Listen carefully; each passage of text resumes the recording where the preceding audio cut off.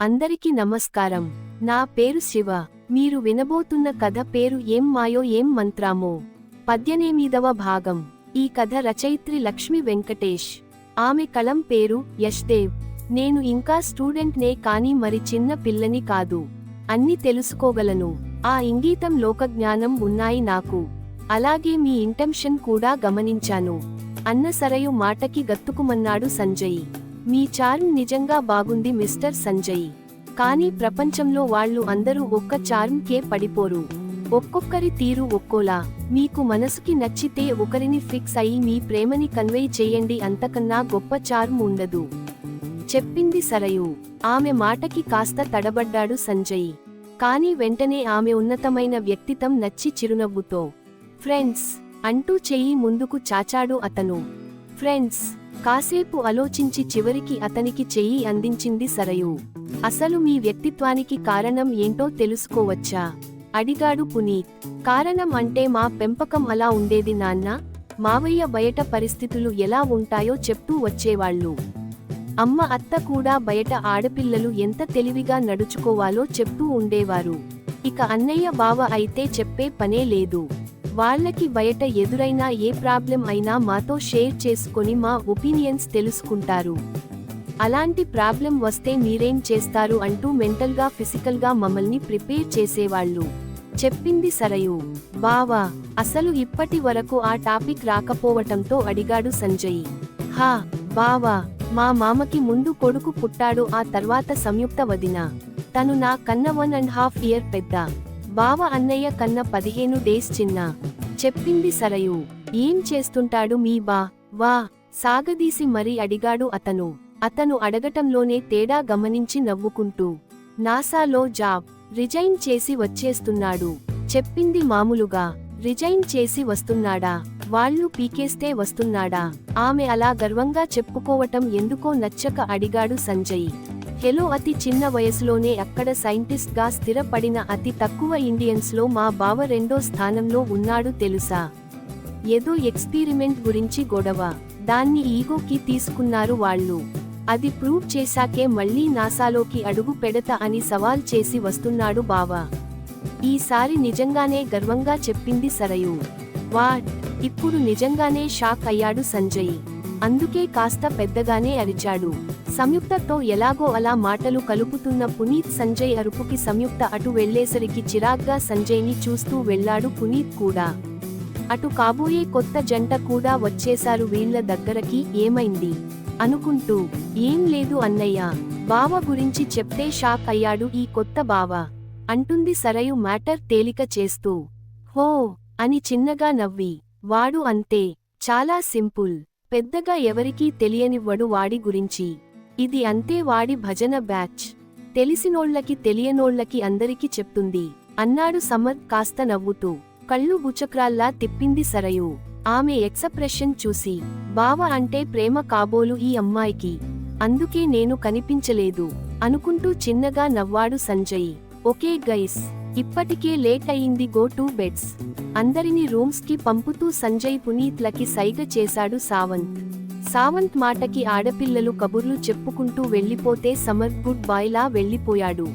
సమర్ కూడా వెళ్లిపోయాక అటు పునీత్ని ఇటు సంజయ్ని పట్టుకొని ఏంట్రా బేస్, ఏంటి విషయానికి ఒక్కొక్కరు ఒక్కొక్కరిని తగులుకున్నారు, ఏంటి మ్యాటర్ అడిగాడు వాళ్ళ ఇద్దరి మెడ చుట్టూ చిరో చెయ్యి వేసి వత్తుతూ. బ్రో నాదేం లేదు. తను నా చార్మ్ కి పడలేదు అని కాస్త ట్రిక్కిగా మాట్లాడను థాట్ సెట్ చేతులు ఎత్తేసి చెప్పాడు సంజయ్. మరి నీ సంగతి ఏంది బే అడిగాడు సావంత్ పునీత్ని. I feel something in front of her రా. తన దగ్గర నాకు తెలియకుండానే నేను ఏదేదో ఫీల్ అవుతున్నా. I like that. కుదిరితే మీ చెల్లి పెళ్లి తర్వాత నాకు కుదురుతుంది ఏమో అడగొచ్చుగా చెప్పాడు పునీత్. ఆహా, ఇంకా రేపే మీ పెళ్లి చేసేయనా అడిగాడు సావంత్ వెటకారంగా. ఏంట్రా బే మరి అంతలా తీసిపడేస్తున్నావు కాస్త బాధగా అడిగాడు పునీత్. చూడు పునీ, నువ్వు ఫీల్ అవ్వాలని కాదు కానీ నిజం మాట్లాడుకుందాం. నువ్వు ఇది వరకు ఇలానే చూడగానే నచ్చేసింది అంటూ ఆ అమ్మాయి గురించి బ్యాక్గ్రౌండ్ కూడా చెక్ చేయకుండా తీసుకెళ్లి ఇంట్లో పెట్టావు. ఆ అమ్మాయి ఇంకా అడ్వాన్స్ అయిపోయి నీ ఆస్తికి టెండర్ వేసి నిన్ను పక్క పెర్వెర్ట్లా ఇంట్లో చూపించింది. నువ్వెంటో నువ్వెలా ఉంటావో తెలిసిన ఇంట్లో అందరూ నిన్ను నమ్మి ఆ అమ్మాయిని డీప్ క్వశ్చన్స్ అడిగితే కానీ ఆమె అసలు రూపం తెలియలేదు. ఇప్పుడు సంయుక్త అలాంటిది అనటం లేదు, కానీ నువ్వు తొందరపడి సంయుక్త లాంటి అమ్మాయి లైఫ్ని డిస్టర్బ్ చేయడం మంచిది కాదు. సో ముందు నీకు నువ్వు క్లారిటీ తెచ్చుకో, ఆ తర్వాత పెద్దలకి చెప్పుకోవటమో సంయుక్తకి చెప్పడమో చేయొచ్చు. అది కాదని ఎక్సెట్రా చేశావు అంటే ఉంటుంది నీకు అంటూ వేలు చూపించి వార్నింగ్ ఇస్తున్నట్టు అంటుంటే సర్లే అన్నట్టు చూశాడు పునీత్. వీళ్ళకి తెలియనిది ఏంటంటే వీళ్ళ అందరినీ గమనిస్తూనే ఉన్న సమర్థ్ సావంత్ వెళ్ళమనే సరికి ఏదో ఉందని గ్రహించి మళ్లీ వెనక్కి వచ్చి వాళ్ల మాటలని విన్నాడు. సావంత్ క్వాలిటీస్ చూస్తుంటే చాలా ముచ్చటగా అనిపిస్తుంటే తన చెల్లి సరయుకి అడగాలని నోటిదాకా వచ్చిన సావంత్ని పూర్వి లవ్ చేస్తుంది అని కూడా తెలుసు కాబట్టి ఏం మాట్లాడలేకపోతున్నాడు. కాసేపు జనరల్ టాపిక్స్, ఇంకాసేపు బిజినెస్ గురించి మాట్లాడుకుంటూ వాళ్ళు ఎంగేజ్ అయితే వాళ్ళని గమనించి తనకి ఇచ్చిన రూమ్కి వెళ్ళిపోయాడు సమర్థ్. అసలు పెళ్లి చూపులకి అనే వచ్చారు. అన్ని కుదిరితే ఎంగేజ్మెంట్ చేసుకుందాం అని అన్ని సిద్ధం చేసుకున్నారు నిజమే, కానీ అయిపోయాక ఈ రోజు నైట్ రిటర్న్ అవ్వాలని వాళ్ల ఆలోచన. కానీ రాజారాం గారు భువనేశ్వరి గారు అర్ధరాత్రి వద్దని మంగళవారం కొత్త పెళ్లికొడుకుని పంపడం ఎందుకు, బుధవారం రోజు ఎర్లీ మార్నింగ్ వెళ్ళొచ్చు అనేసరికి ఆగిపోయారు అందరూ. పెళ్లి చూపుల్లో ఒకరితో ఒకరు మాట్లాడుకోవటానికి, ఎంగేజ్మెంట్ అయ్యాక ఒకరితో ఒకరు మాట్లాడుకోవటానికి తేడా ఉంటుంది కాబట్టి వాళ్ళు కూడా పిల్లల కోసం ఆలోచించి ఒప్పుకున్నారు.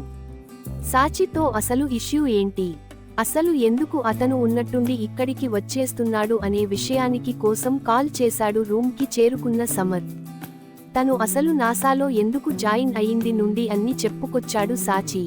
మై గాడ్, ఇంత జరిగిందా, అందుకేనా నువ్వు అలా వస్తున్నావు అడిగాడు సమర్థ్ ఏదో ఆలోచనలో ఉన్నట్టు. హా అని మాత్రమే అన్నాడు సాచి. ఇక్కడ నీ మరదలు నీ గురించి చాలా హైప్ ఇచ్చింది తెలుసా, టచ్లో ఉన్నారా రా మీరు అడిగాడు సమర్థ్. అబే బేవకూఫ్, జస్ట్ సిట్యుయేషన్ చెప్పాను, ఇక్కడ జరిగేది ఏదీ చెప్పలేదు తెలుసుగా నీకు, మనం అన్ని చెప్పే చేస్తాముగా అడిగాడు సాచి. ఫైన్, అయితే ముందు ఆ ప్రొఫెసర్ అడ్రస్ వెరీ ఇంపార్టెంట్ అంటావు అడిగాడు సమర్థ్ ఏదో ఆలోచిస్తూ. ఎస్ అన్న సాచి మాటకి ఓకే, రేపు నేనే వెళ్ళి ఆ పని చూస్తాను, ఎలానో ఇక్కడే ఉన్నాగా నా వల్ల అయ్యేది చేస్తాను అన్నాడు సమర్థ్. థాంక్స్ రా, నువ్వెంత మంచి పని చేస్తున్నావో నీకు తెలియదు, చూద్దాం, ఆయన దొరికితే నాకు బేస్ దొరికినట్టే అంటూ ఇప్పటికే లేట్ అయింది, గో టు స్లీప్ సామ్ అని కాల్ కట్ చేశాడు సాచి. తను ఇండియా వెళ్లి ఏం చెయ్యాలో ప్లాన్ చేసుకుంటూ ఆ రోజు సమర్థ్ కాల్ వినడంతో తన ఎంట్రీ ఎవరు ఊహించని విధంగా ప్లాన్ చేసుకున్నాడు అతను. ఆ లెటర్ని పట్టుకొని చూస్తూ ఈ ఆఫీస్ని కూడా ఒక లుక్ వేద్దాం అనుకుంటూనే తన పనిలో బిజీ అయ్యాడు సాచి. అటు సమర్థ్ తను రేపు చేయాల్సిన వాటి కోసం ప్లాన్ చేసుకుంటూ ఆ ఆలోచనల్లోనే పడుకున్నాడు. నెక్స్ట్ డే ఉదయాన్నే బద్ధకాన్ని విడిచి ఫ్రెషప్ అయ్యి పని ఉందని అందరికీ చెప్పి సమన్యకి సైగ చేసి వెళ్ళిపోయాడు సమర్థ్.